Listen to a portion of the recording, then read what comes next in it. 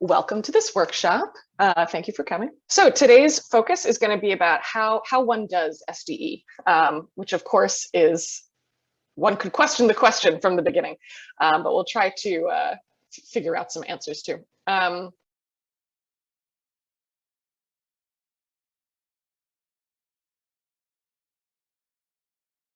And right now, how I feel about SDEs, I would say family partnership meetings is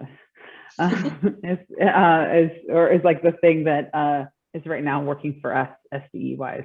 Mm-hmm. And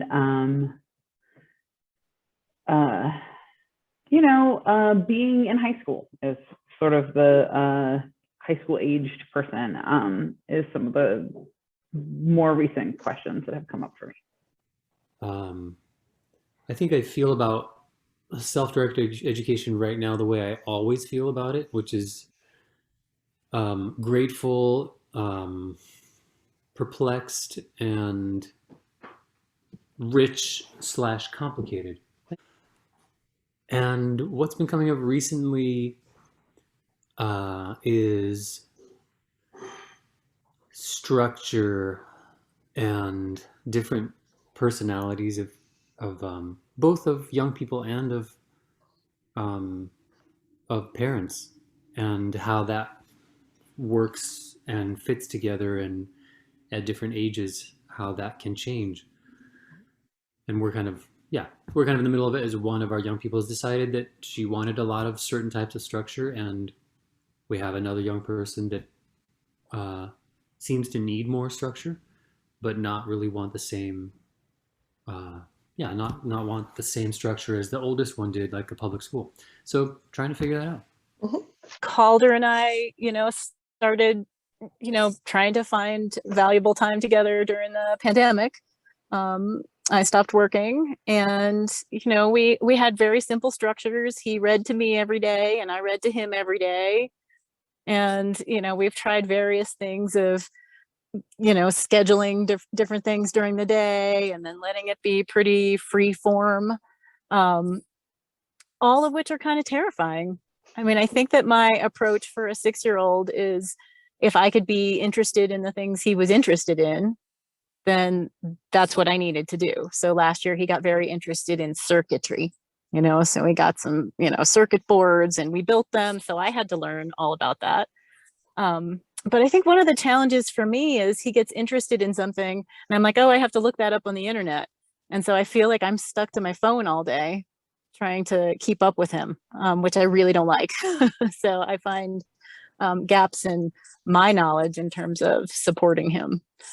And I have a gazillion questions about how to make this work. So, but that's one for now. I think life in general is kind of overwhelming right now with 3 kids and balancing work and learning and everyone's needs. So I guess feeling overwhelmed and wondering how other families balance it all and feel like they make it all work.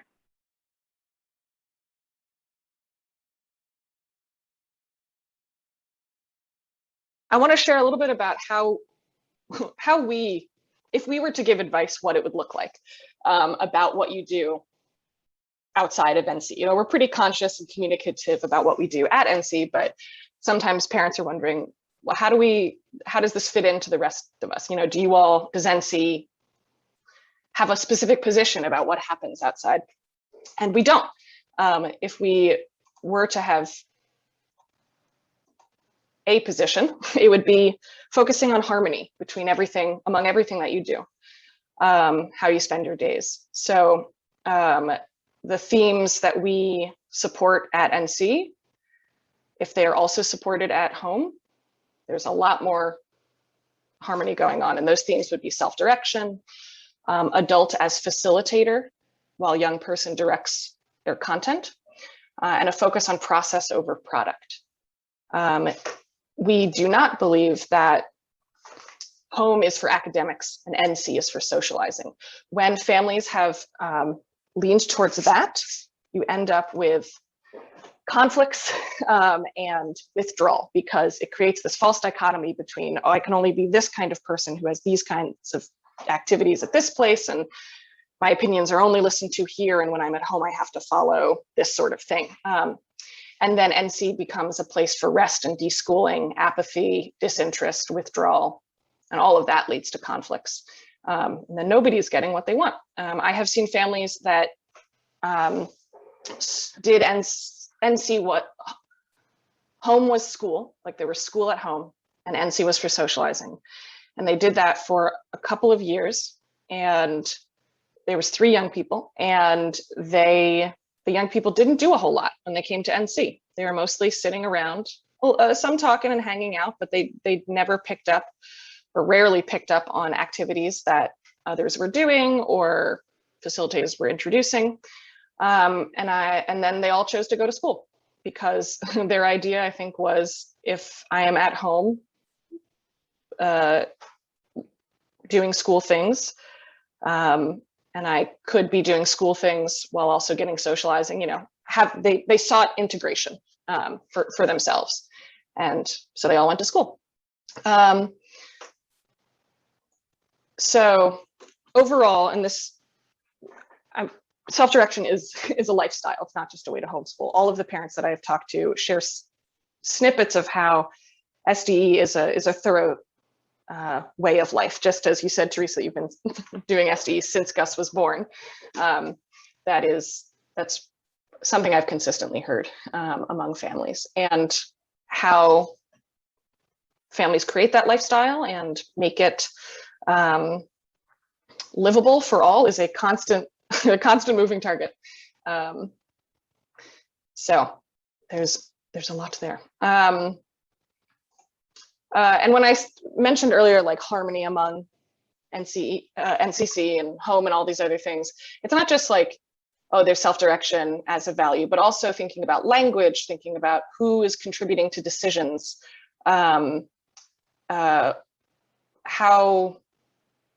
how do you get places? You know, is everybody involved in the process of getting places, or is it one person saying like, get your shoes now, we're going, that sort of thing. So there's a lot of ways that we love to share our approach that you can incorporate into your life.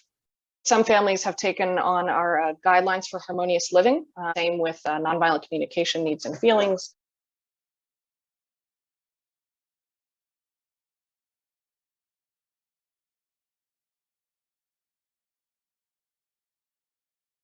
I've been interviewing a lot of parents, some of whom are on this call, and I want to share with you some of those themes.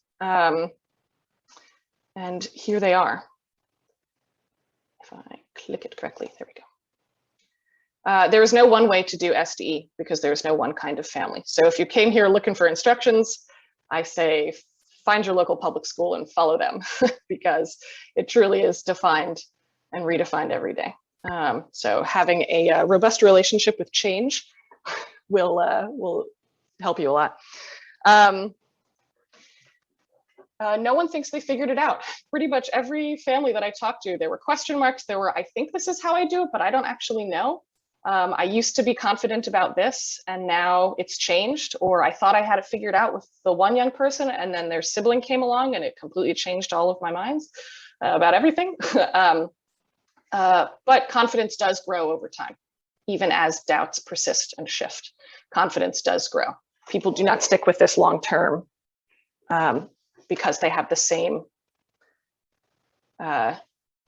because they stay in that same kind of doubting position in the beginning. And pretty much just when you figure something out, something else comes along. So you gotta roll with that. Most people shared that they had more parent-initiated structure in the beginning and less over time as they relaxed into it. So that looked like more apps, maybe some curricula or workbooks in the beginning. By beginning, I would say ages 5 to 9. And then as the young person becomes more interested in things and expressive around that, and parents begin to see how they can learn those things on their own, they start to move out of the way and follow their lead. And then by the time they're narwhal's age or teenage, it's parents mostly chauffeuring, corralling, trying to keep up, and staying in relationship. with them, focusing on how to include them in the families and households functioning.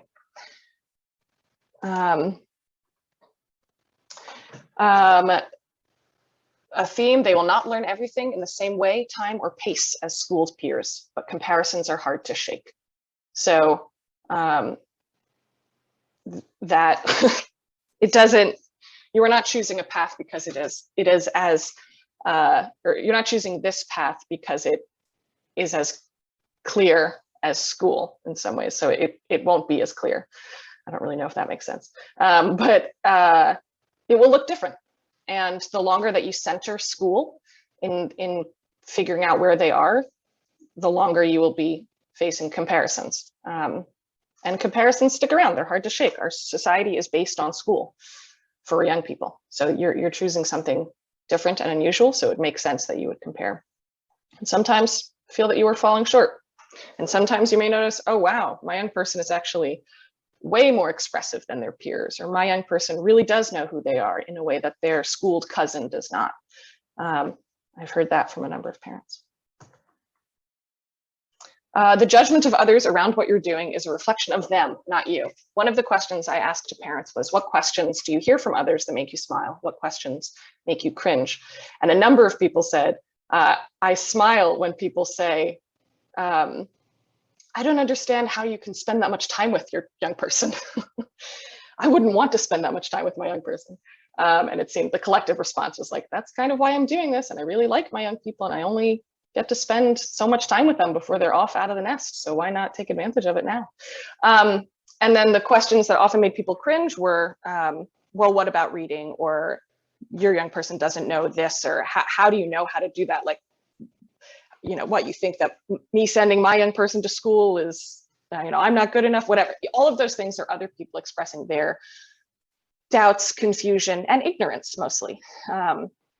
This is not a very well-known movement, mainstream wise. So, and ultimately those are, that's their ignorance, that's them. And the longer you do this and the more secure you become in your values and philosophies, it becomes easier to separate what's their judgment and what's your truth. The sacrifices of less than full incomes, living on less, pays off in relationships and quality time.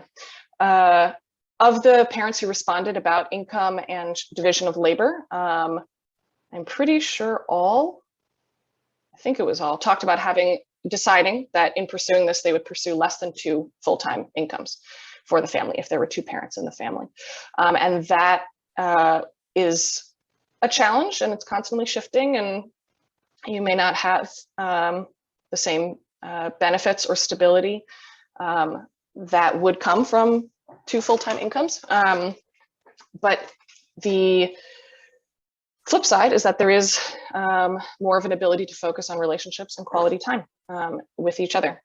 And that self-direction for a young person leads to self-direction for the parents and for the whole family. And that it is, a lot of family parents talked about becoming more creative over time with entrepreneurship, with scheduling, with taking less expensive vacations, buying a less expensive house, bartering for classes, using all of the free resources and, that are available if you are really looking for them.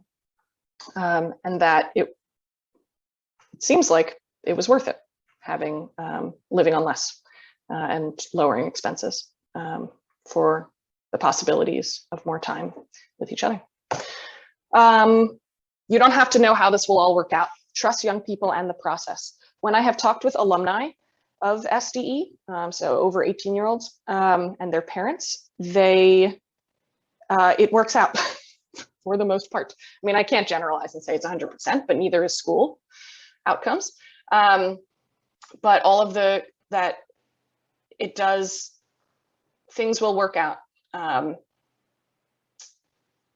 Not just like, oh, miracles will happen and it'll all make sense. Like it's a constant process. But the young people will as they get to know themselves and you get to know them, seek things that serve them. And it is your job to facilitate that rather than tell them what those are.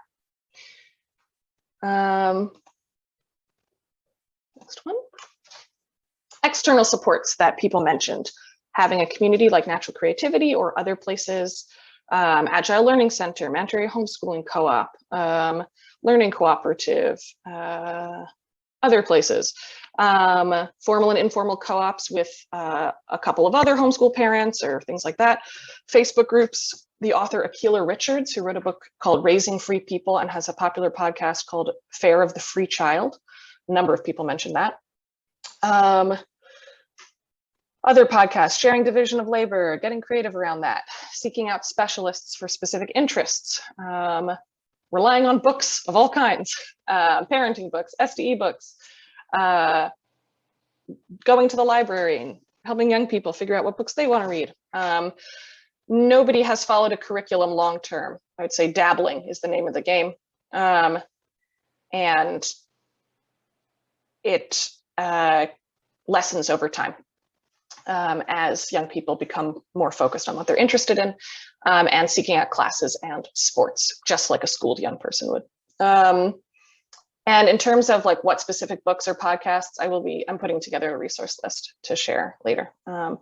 And some parents said, yeah, I know there's experts out there that I could follow, but it doesn't interest me because I am pursuing this because I want to create something with these people, these young people, my family. And that is absolutely valid too, because ultimately this is self-directed. It is not expert directed. Next one is internal supports that people talked about. Parental deschooling and self-reflection.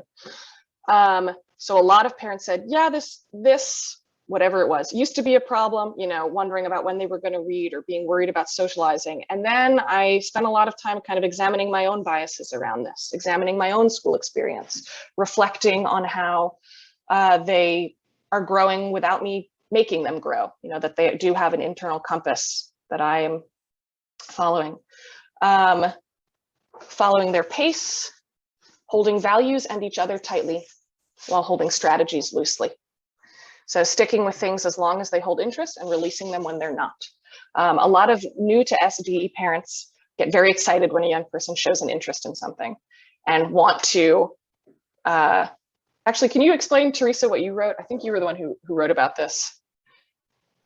Sure, yeah. I mean, I think that it can, I sort of talked about the finding that place between being really blasé about what they're interested in and being like hyper supportive.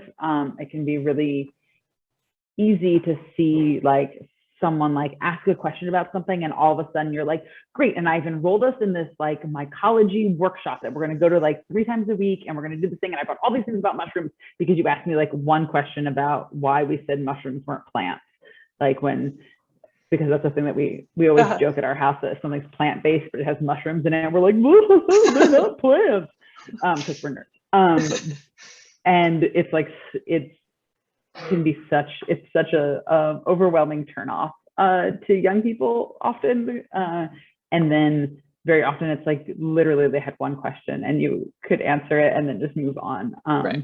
But also like because you're like constantly primed to like spring on the thing and like, I'm going to support you in your passion. Right. And that urge, smothering. Yeah, that urge might actually come from your own insecurities around, I don't know what my role is. And also, yeah, I'm also thinking about an urgency to know something or an interest expressed it may not be long-term. It might be a short 2-question thing. It might be half an hour, it might be 1 episode of something, and that's satisfying enough. And now it's in their bank, and maybe they'll refer to it back in the future, or they'll encounter it again in a year and they'll be like, oh yeah, I was into that.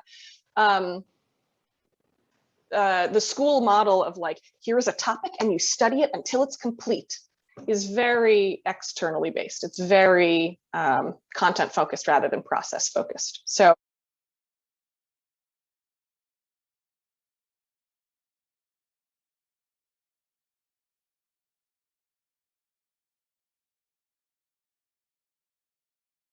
what have you done when a young person has expressed interest in something that you don't know much about? Something I don't care about. For instance, Gus is really into sports. He's super into sports, and pandemic times have really let him lean into that in a way that I offer the just amount of nodding and hmming and asking like occasional questions that I would if anyone asked me questions or wanted to tell me something about football or basketball that I didn't want to know about, but I liked them as a person. So I'm like, oh, okay, and I'll be like, wait, I don't understand this thing. And then sometimes they'll explain it to me. And then I say things like, wow, you should see if anyone at NC wants to help you do that, because I don't want to. Right. You don't Which have is to. Different than when it's something that I am very interested Right. in. Which I think is actually totally valid. You don't want to represent yourself falsely, and show to a young person, like, you are a person too. And I also want to I hope that what I'm modeling is that then when I'm doing the same thing to him, he can be like, cool, I'm not actually interested in this thing that you're telling me this much stuff about. Right. Why don't you go see if one of your friends wants to talk about that? Right. Something I've noticed about parents when I've talked to them is like general age bands of development of like, when do things happen interest-wise? And I would say play is the primary focus of young people through ages, let's say 9 to 11, and that's very loose. There is no set time for these sorts of things. And around that time, they move towards, away from imaginative play, more towards concrete things, and projects, goals, interests might become more alive and discrete. And in general, I'd say 12, 13, maybe even older is when young people really start to complete things beginning all the way to end with consistency. So if I've heard from parents, my 8-year-old is really interested in a bunch of things and starts a bunch of things and doesn't finish them, how do I get them to focus? And my answer is, you don't have to. They will. They'll get there. The beginning of projects is a very exciting time, and you want to support that and foster that. Somebody not being able to finish something is not a commentary on their character. It is just an aspect of their development at this moment, and everything is a phase. It will shift and change.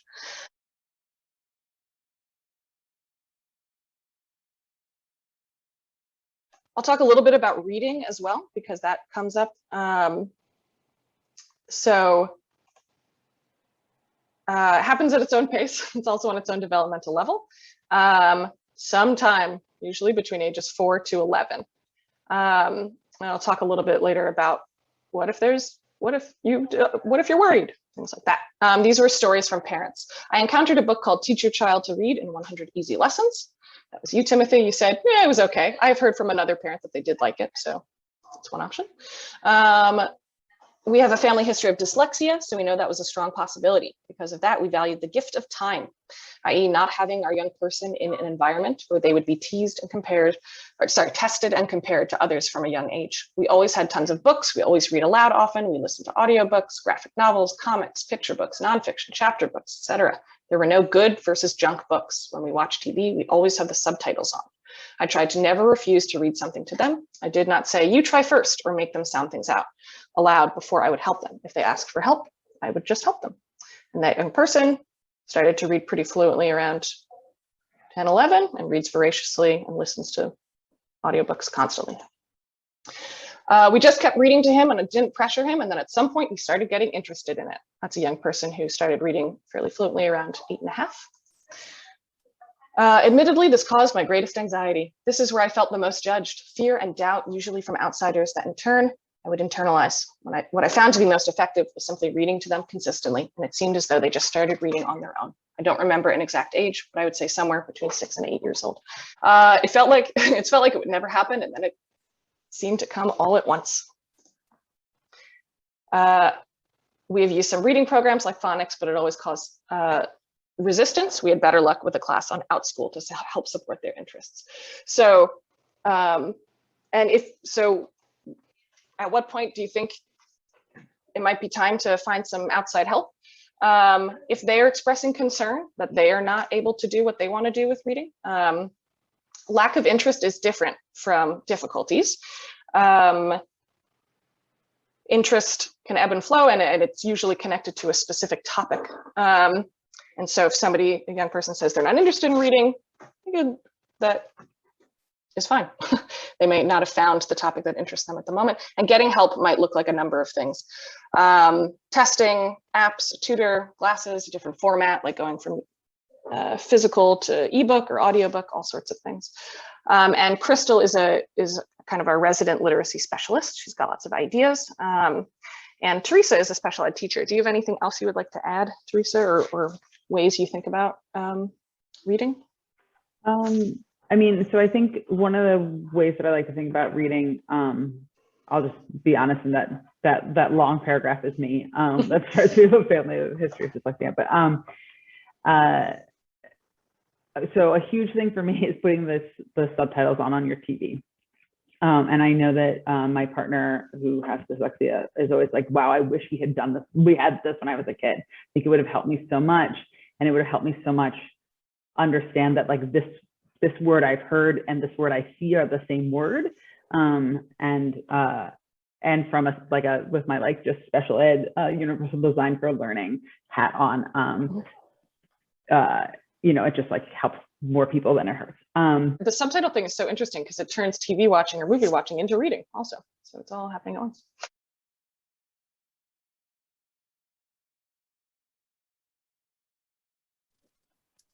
I am in need of specific resources around science and art.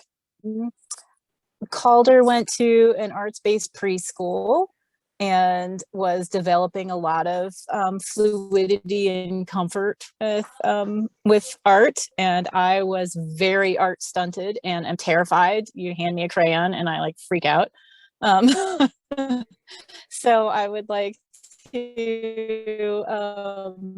be able to support his creativity and feel a little stumped for ideas on how to do that. And also for science, like he's really interested in, we're interested in everything science. And of course, here we are in the forest. So it's just natural because it arrives. Mm-hmm. Yeah, okay. It doesn't always happen that way at home. Yeah. Okay.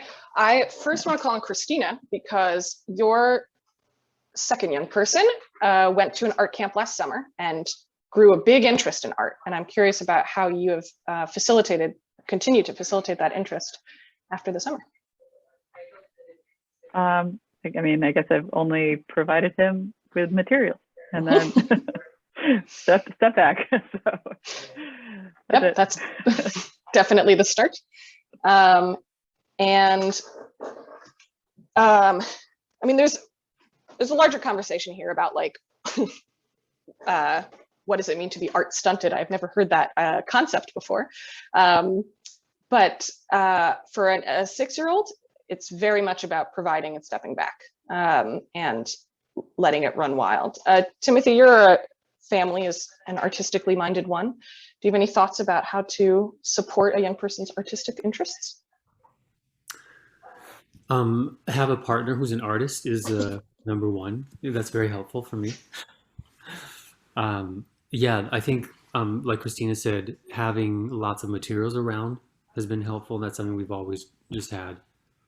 Tons of paper and colored pencils and crayons and nice quality things. Then we've always done stuff together. And if you feel like you don't know, like some of the easiest, it's so easy to like watch 2 videos on YouTube about like watercolor wash and you'll understand the concept and then you can do it together and you're learning and your young person is learning and that's fun. But we also, because my partner does science also with our kids, they often end up drawing, like they study whatever, leaves, and they gather leaves like you're in the forest, so they gather leaves from various trees and they draw them or they paint them or they, so they have all these really beautiful drawings of their science, the stuff they're learning in science. They do experiments and they draw the experiment. So that's a fun way. It's a cool way to combine those things. Those are my 3 thoughts. Yeah. And Martina, if you're there, would also be curious because you also have 3 very artistically motivated young people and you've got an art room in your home. I wonder if you could talk a little bit about that. Yeah, I totally agree with everybody else that just having lots of materials around the house.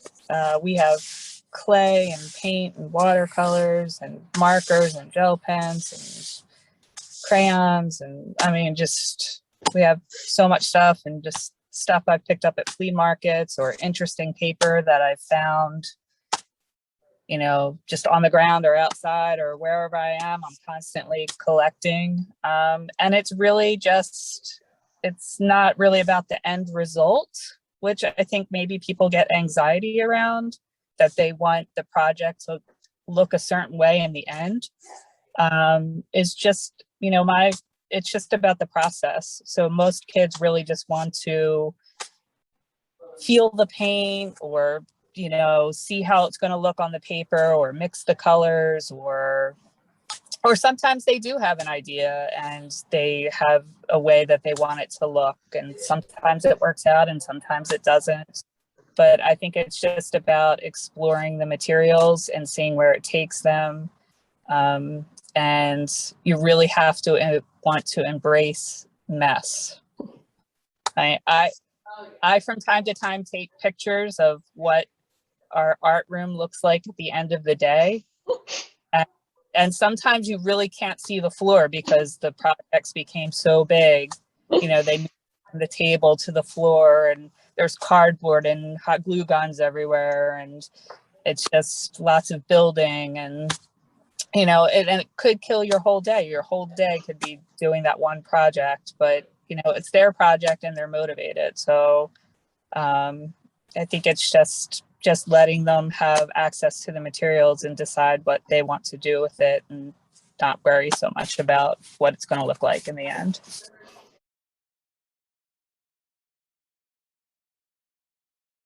Another thing to add, which is a quote from a parent from a alumni panel we did a few years ago, which is around the topic of what do you do if your young person is not interested in the same thing you are, or you don't think they'll have the same experience with it as you. This was a guy named Jim. His young person was 16. This is what he said. I did have a concern about science. I went to public school and I had a really good science education growing up. What I learned about science in high school has really sustained me and helped me make sense of the world all through my life. I understand things that are to me very, very important. Innovations and technologies and things that are really changing the way people live. My concern was that V would not have that background and understanding.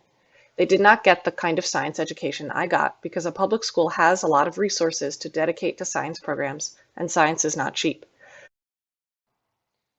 But they have had a very good science education program and have shown an interest recently in herpetology as possibly something that they might want to pursue even career-wise. That was the one concern that I had. I've put that fear to rest because there was always going to be some diversity between what I had and wanted versus what they had and wanted. I don't feel like they're on the short end of that stick. You don't have to learn everything by the time you're 18. You have your whole life.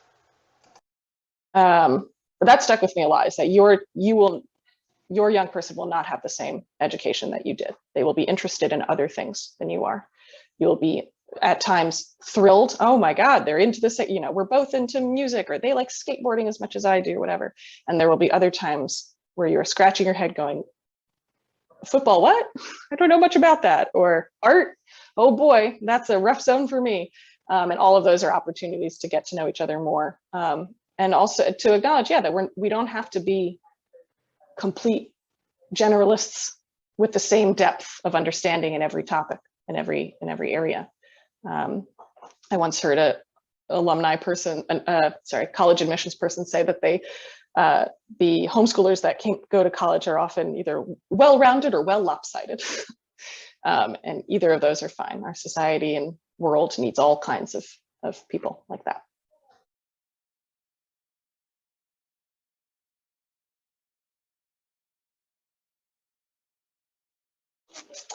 So these were some answers that people had. Our schedule changes all the time. Right now, we consistently do walks and hikes together on Sundays. No TV before 3, bedtime reading. So pretty simple. At 11, we do a morning meeting to check in about what we'd like to do for the rest of the day, what our long-term plans may be. We talk about how we can meet everyone's needs and what ideas might need a little more planning. So focus on process there with a regular start time. We try to discuss interests and plans for the day, usually framed as what they want to do and what we need to do. One morning a week is chores, one day is field trips or out of the house. Right now, NC is our strongest anchor. Also do roller derby, volleyball, running, guitar practices, and lessons throughout the week. This last one is Timothy. On non-NC days, we do have a handful of things to do: music practice, math work, knife throwing and aerial work, writing, and so on. We attempt to spend 20 to 30 minutes on each thing from about 9 to 12. So there's a general idea there, but it's not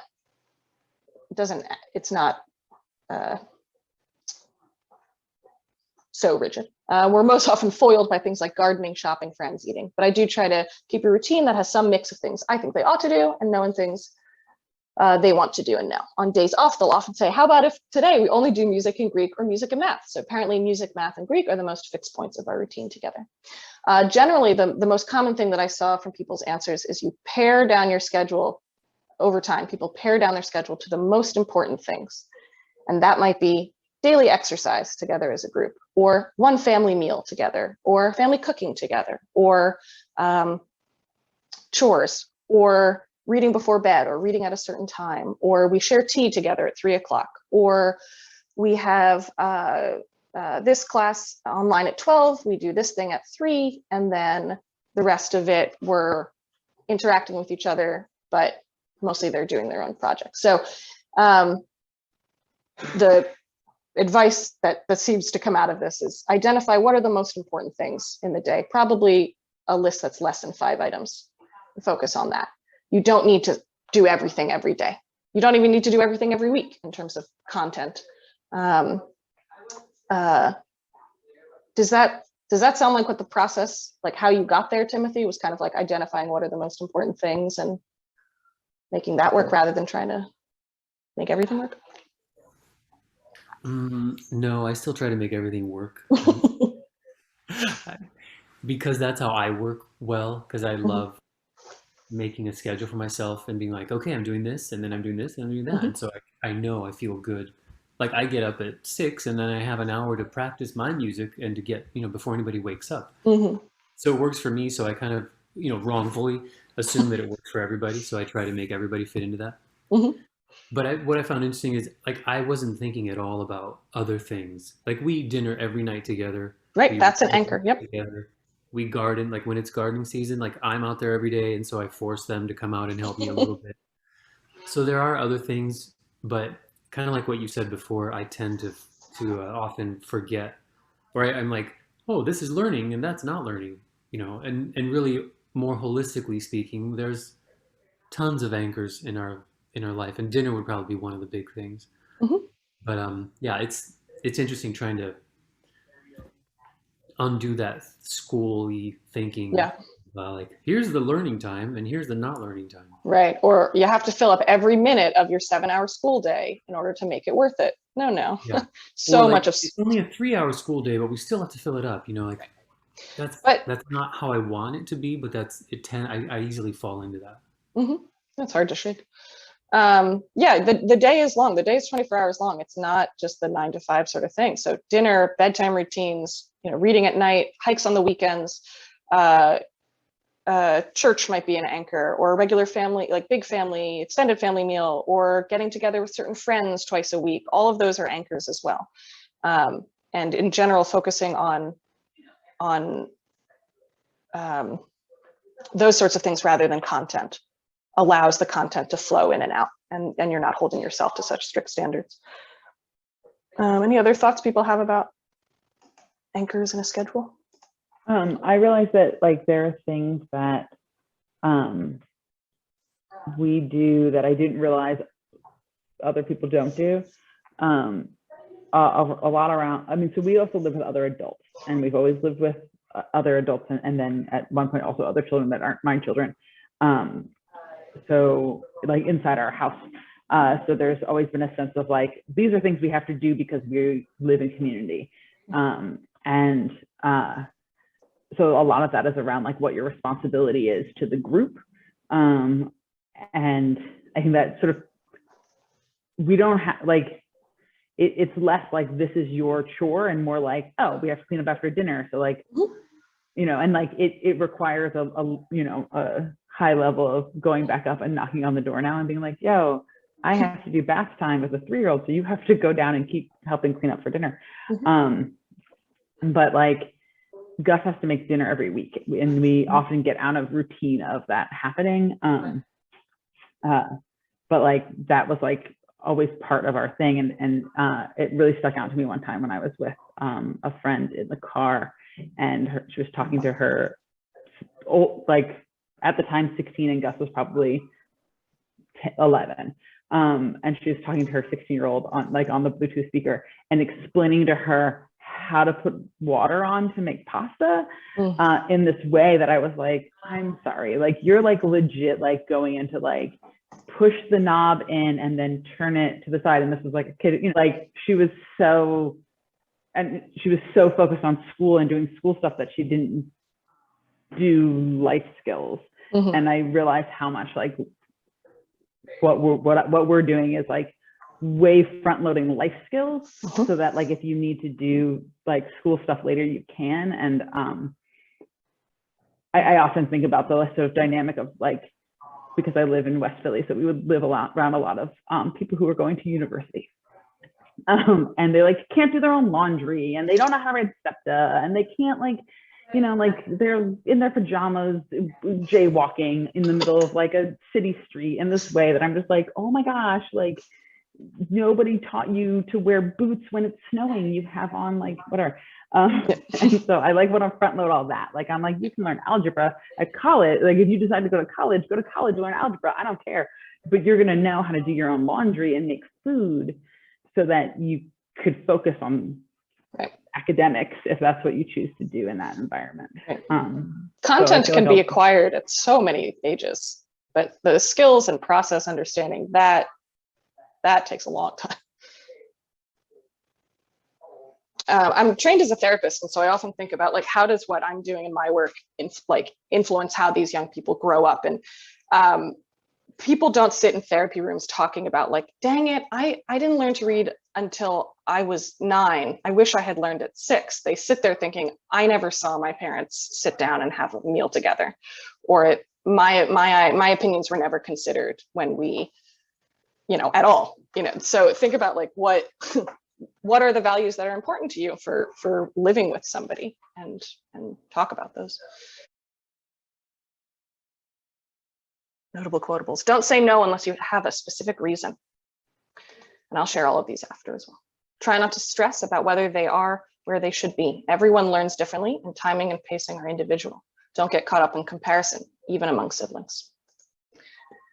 It's clear that by giving our children the freedom and responsibility to be in charge of their life from quite young, we have given them a huge head start on learning about themselves, who they are, what's important to them, what their own strengths, interests, and values are.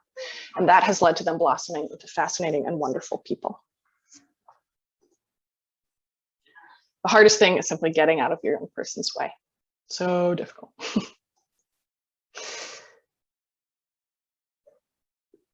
YSD, I'm lazy. I do not want to fight with my young person about things all the time. I don't want to be constantly hovering to make sure they did something they don't want to do, or coming up with consequences when they don't do something. Well, at least I do not want to have to add schoolwork to the things I have to do about that.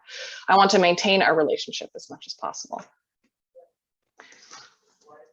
They will be okay, have friends, and learn plenty. It'll all work out. This is from a parent on this call. Oh no, this was from a different parent. But Martina, what you wrote about like, people wonder if they socialize. I'm like, God, they're so busy. I'm constantly chauffeuring them around to places, and they're busier than high society ladies.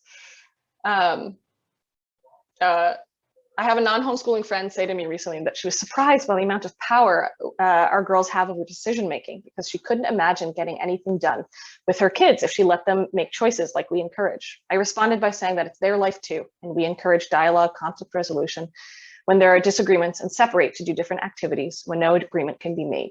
We want them to have a say over their life. And I think parents often say, well, you know, if we did this, it wouldn't work out. It wouldn't work out that first time, but you would keep trying, you know? These things take a long time to develop. So Just because you can't imagine your young person doing a specific thing at this moment doesn't mean it's not within their developmental range in the future. I have moments at least once a year, like, how do they not know this at that age? But like clockwork, whoever I'm worrying about will say or do something amazing or profound. And then I know we are on the right path. I know with my first child, once she was really reading and writing, a lot of my fears quieted down. So it seems like reading is a big milestone for families. And once that's that threshold is crossed, a lot of things open up internally and emotionally. Everything is a phase. My kids are a gift I have for just a few years. At some point, they'll move on to a different phase of life, and I won't be their primary caretaker, confidant, helper, or friend. Their most vulnerable and formative years are before the age of 10, and I have an opportunity to help shape them into their best sort of human I can. Finally, take a breath.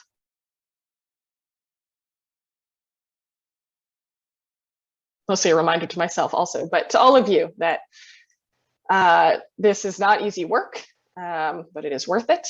And all those platitudes, they still ring true, you know, like trust yourself, trust them, it'll all turn out okay. You're not messing them up, I swear. Listen to them, you know.